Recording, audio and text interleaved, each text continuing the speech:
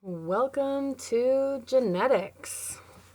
So one thing I want you all to keep in mind is that I did attach guided notes to this lecture, but I understand that some of you probably won't be able to print them out. It would be in your best interest to get out a piece of paper and at least take some notes from this lecture, and then you'll be able to easily look at those when you go on to the next activity. So let's go ahead and get started. We are going to be doing genetics, which is the study of heredity, the passing on of characteristics or traits from parents to offspring. If you look at these two pictures, one is a father and one is a son, and you can see some similarities. So there are these traits that are passed on from parent to offspring.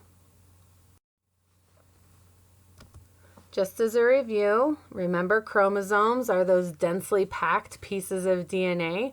It makes it a lot easier for us to densely pack them together so that they're ready to be separated during mitosis.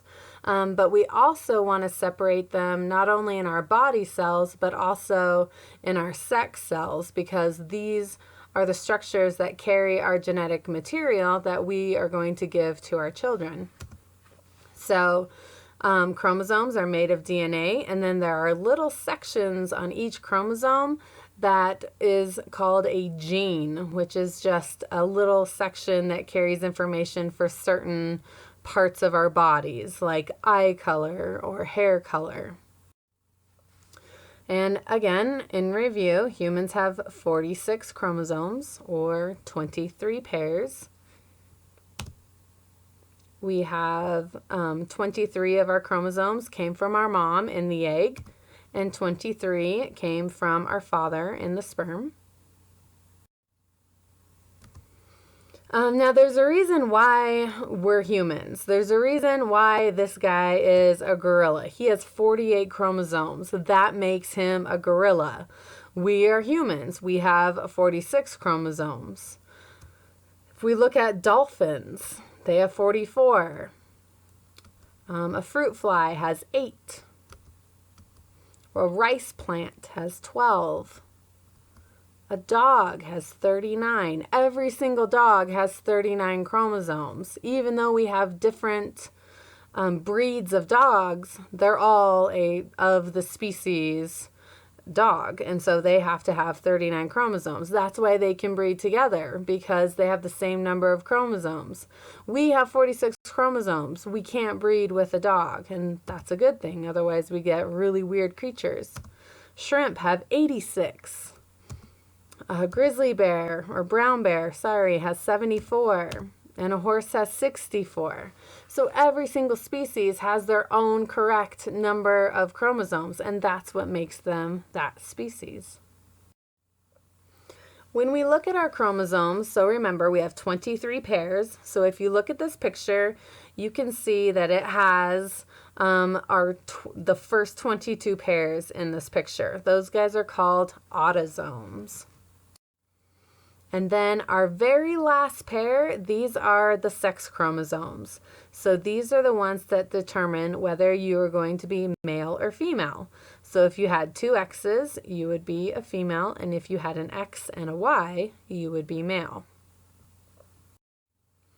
And so from looking at what your assignment was previously, you were supposed to listen to what a karyotype is. And this is just a picture that we take of a person's chromosomes, and you can use it to detect any kind of error. So do you have too many chromosomes, too few chromosomes? Is there a mistake in the structure of that chromosome? And these things are when they are tightly packed, and it's usually photographed in metaphase, because that's when they're all nicely lined up, and it's just easier for them to be photographed and then matched up with each other. So looking at this picture, you can see on the right side is when they were all jumbled up, and then on the left side is when we actually took them and matched them up together. So you can see that they are homologous pairs. You have one chromosome from mom and one chromosome from dad, because we need 23 from each parent so that we have 46. And so we call these guys homologous pairs. If we look down at that 23rd pair, you can see that there is an X and a Y. And the Y is usually a very little teeny tiny guy, but that means that this is a picture of a little boy. So sometimes when the cell is splitting, something happens and an egg or a sperm receives an incorrect number of chromosomes. And this can lead to a lot of problems, and it's called nondisjunction. So if for some reason an egg got 3 of a chromosome, like it got an extra one, that's called a trisomy. If it only got 1 of a chromosome, that's called a monosomy. So some common genetic disorders, if we look at this karyotype, this is a picture of a little boy, and he has something called Klinefelter's syndrome, where if you look right there, you can see that he got an extra X. Now, because of that Y, he's still a little boy, but because he got an extra X, they're usually sterile, they can't have babies, they have poor muscle tone, and possibly some learning difficulties. If we look in this picture, you can see that that baby got an extra 18. This is called trisomy 18, so there are 3 of them. These babies have a severe mental retardation, an elongated skull. They're very small, and they usually don't survive past 4 months old. So this is where it was a very bad thing to get that extra chromosome.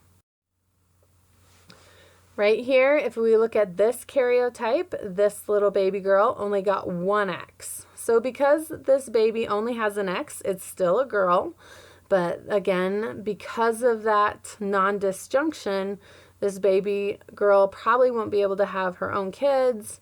They're very short, a low hairline, and they can have hearing or learning problems.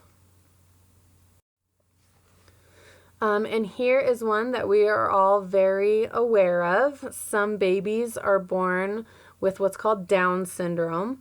And if you look on that karyotype, you can see that on that 21st chromosome, they got an extra one. So it's called trisomy 21, almond-shaped eyes, possible heart defects, a small mouth, and they can be either mild to severe mental retardation. If you've ever known anybody with Down syndrome, you know that it can vary on like how severe of mental problems they have. But they're usually wonderful people and really a joy to be around. And last but not least, I couldn't find a karyotype on it, but this is on chromosome number 13. This baby would have gotten an extra one. It's called Patau Syndrome. Severe mental retardation, usually a cleft palate, problems with their organ systems, and they usually do not survive past the first 6 months.